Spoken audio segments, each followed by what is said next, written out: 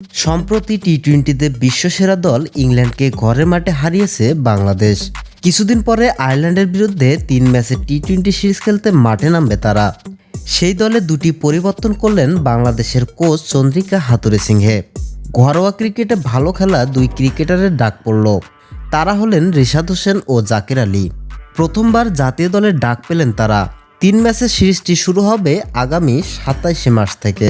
ইংল্যান্ডকে যে দল হারিয়েছিল সেই দল থেকে বাদ পড়েছেন আফিফ হোসেন, তানভীর ইসলাম ও রিজাউল রহমান রাজা। রিশাদকে টি-20 দলে নেওয়া এরই মধ্যে সবচেয়ে চমকপ্রদ। গত কয়েক বছর ধরে জাতীয় দলের আশেপাশে ঘোরাফেরা করছিলেন তিনি, কিন্তু জাতীয় দলে ঢুকতে পারছিলেন না। ঘরোয়া ক্রিকেটেও সুযোগ মিলছিল না সেভাবে। দেশের বেশিরভাগ লেগ স্পিনারের ক্ষেত্রেই একই অবস্থা। শেষবার 2 বছর আগে ঢাকা প্রিমিয়ার লিগে খেলেছিলেন রিশাদ। এবছর একটি প্রথম শ্রেণীর প্রতিযোগিতায় 5.1 ওভার বল করেছেন। তবে এখন প্রশ্ন হলো, জাতীয় দলে কিভাবে এলেন রিশাদ?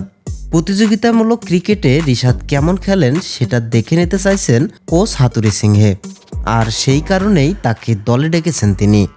প্রথমবার বাংলাদেশের কোচ থাকার সময় এভাবেই জুবায়েরকে দলে নিয়েছিলেন হাতুরু।